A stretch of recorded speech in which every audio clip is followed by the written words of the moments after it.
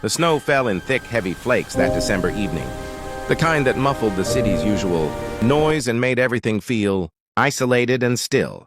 The bus shelter where Claire Bennett sat offered little protection from the cold, and she huddled against the plexiglass wall, her arms wrapped around herself, trying to conserve what little warmth remained in her body.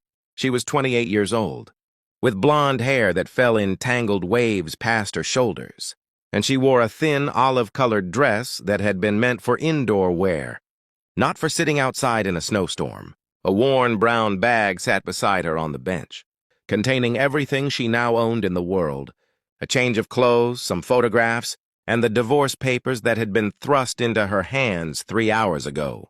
Claire stared at those papers now, visible through the bag's open zipper, and felt the numbness that had settled over her deepen. 3 years of marriage ended because her body had failed to do the one thing her husband deemed most important. She'd tried to explain that there were other options, adoption, fertility treatments, but Marcus had been unmovable in his judgment. She was defective, useless, and he wanted her out of his house and his life. She had nowhere to go. Her parents had passed away years ago, and she'd lost touch with most of her friends during her marriage to Marcus, who'd preferred she focus on being a wife, rather than maintaining outside relationships. She'd called her cousin Lisa, but Lisa was traveling overseas and wouldn't be back for 2 weeks.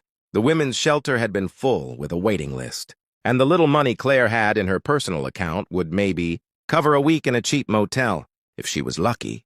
So she sat at the bus shelter, watching the snow fall and the city move around her, and wondered how her life had collapsed so completely in a single day. She didn't notice the man and children approaching until they were quite close. Looking up, she saw a tall figure in a dark navy peacoat, with 3 children bundled in winter jackets clustered around him. The man was probably in his mid-30s, with dark brown hair slightly disheveled from the snow, and a face that carried both strength and gentleness. The children ranged in age from maybe 6 to 9, 2 boys in green and yellow jackets flanking a little girl in red. The man paused near the bus shelter, and Claire saw his eyes taking in her situation. The thin dress, the worn bag, the way she was shivering despite her best efforts to appear composed. She looked away, not wanting to see pity in another person's eyes. "Excuse me," the man said, his voice gentle but concerned. "Are you waiting for a bus?" Claire knew the shelter had a schedule posted, knew that he could easily check and see that the last bus on this route had departed 20 minutes ago. There wouldn't be another one until morning. But she nodded anyway. "Yes, just waiting." "In that dress? Without a coat? Ma'am, it's 12 degrees out here." "I'm fine," Claire said, though her voice shook with cold and something else. Despair, maybe, or the exhaustion of pretending she was fine when everything had fallen apart. The little girl in the red jacket tugged on the man's sleeve. "Daddy, she's freezing. We should help her." "Emily's right," one of the boys added. "Remember what you always say? About helping people who need it?" The man knelt down near the bus shelter opening, putting himself at a less intimidating height. "My name is Jonathan Reed. These are my children, Alex, Emily, and Sam. We live about 2 blocks from here. I'd like to offer you a warm place to stay tonight, at least until you can figure out your next steps. It's not safe for you to be out here in this weather." Claire shook her head automatically. "I can't accept that. You don't know me. I could be dangerous." Jonathan gave a slight smile. "You're sitting in a bus shelter in 12-degree weather without a coat. The only danger you pose is to yourself. Look, I understand if you're wary of strangers, but I have 3 kids with me, which should tell you something about my intentions. And I can't, in good conscience, drive past someone who clearly needs help. So please, let us at least get you warm and fed. After that, if you want to leave, I'll call you a cab to wherever you want to go. Deal?" Claire looked at his face, at the genuine concern there, and at the 3 children, watching her with the kind of open compassion that children have before the world. Teaches them to look away, and she thought about sitting in this shelter all night, about the very real possibility that she might not survive the cold, about how she had no other options that didn't involve slowly freezing to death. "Okay," she whispered. "Thank you." Jonathan helped her stand, and she realized just how weak the cold had made her. He immediately shrugged out of his own coat and draped it around her shoulders, leaving himself in just a sweater.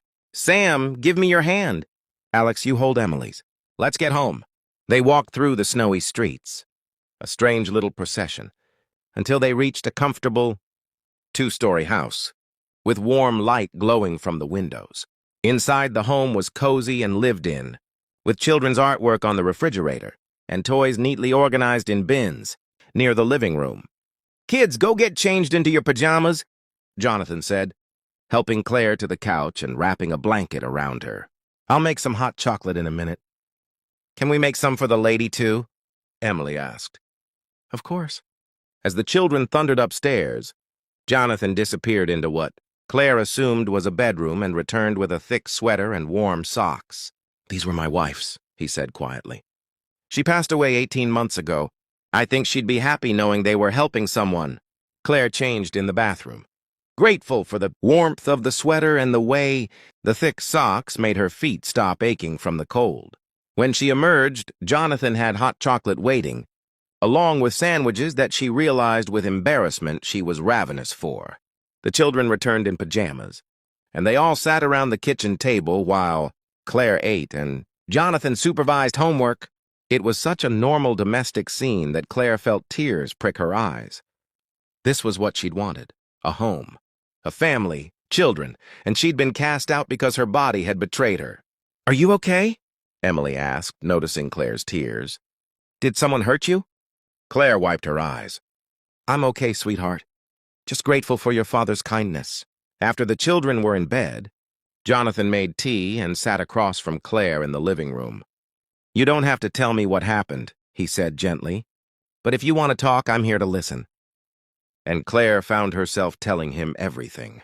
About her marriage to Marcus, about the years of trying to get pregnant, about the tests that revealed she would likely never be able to conceive naturally, about Marcus's coldness, his growing resentment, and finally that afternoon, his announcement that he wanted a divorce, that he'd already found someone else, someone younger and more fertile, that Claire needed to pack her things and leave immediately.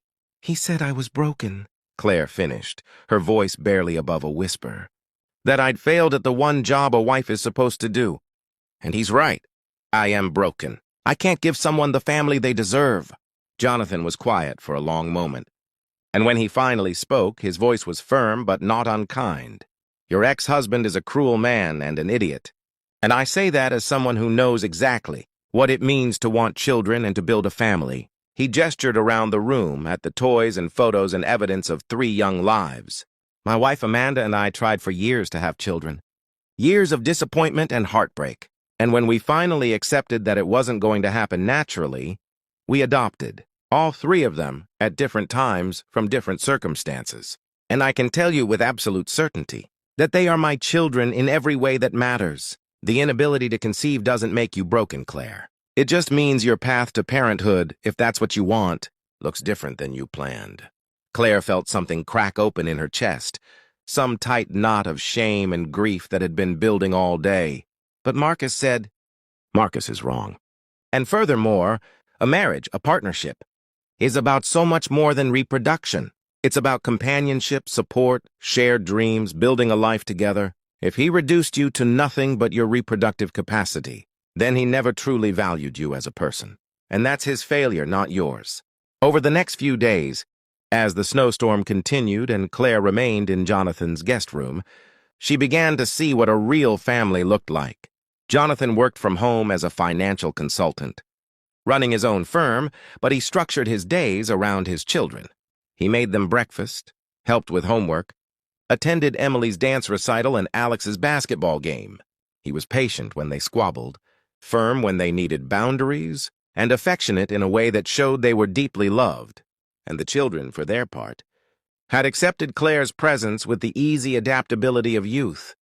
Emily declared Claire her new friend and insisted on showing her all her favorite toys. Sam, the youngest, asked endless questions about where Claire came from and what she liked to do.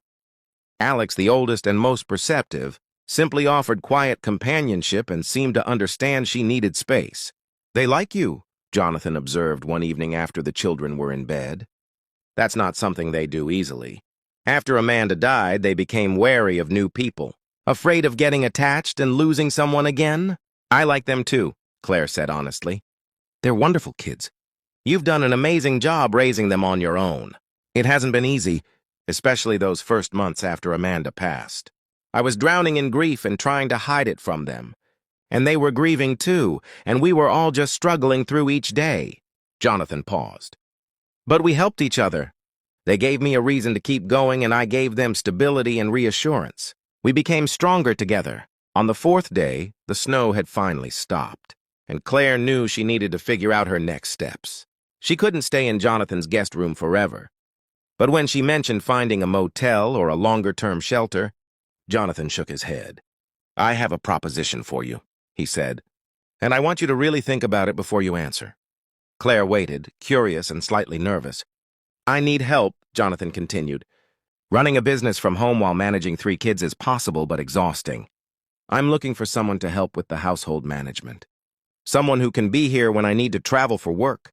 Someone who can help with homework and meals, and just keeping everything running smoothly. I'd pay a fair salary, provide room and board, and give you time to figure out your next steps. It wouldn't be permanent unless you wanted it to be, but it would give you a safe place to land while you rebuild your life." He met her eyes directly. "And before you worry that this is charity, let me be clear. I genuinely need help. Amanda handled so much of the household logistics, and since she died, I've been barely keeping up. You'd be doing me a favor." Claire felt overwhelmed. "Jonathan, you barely know me. What if I'm not good at this? What if I disappoint you?" "You won't. I've watched you with my kids this week. You're natural with them, patient and kind. And more importantly, you're someone who needs a chance to start over. And I'm someone who can provide that. Let's help each other." Claire accepted, and over the following weeks, she settled into the Reed household. She cooked meals and helped with homework and learned the rhythm of their family. She drove the kids to their activities and attended their school events. She organized the house and managed the grocery shopping and handled the 1,000 small tasks that kept a household running. But more than that, she became part of their lives. She learned that Emily loved to dance, but was terrified of performing in front of people. She discovered that Sam had a gift for drawing and needed encouragement to share his art. She found that Alex worried about his younger siblings constantly, taking on too much responsibility for a 9-year-old, and needed permission to just be a kid. And Jonathan, busy as he was, noticed everything. He noticed how Claire's laughter had returned, how she'd started talking about maybe taking some online classes, how she'd filled out the paperwork for the local community college, thinking about getting a degree in early childhood education. "You're good with kids," he said one evening as they cleaned up after dinner.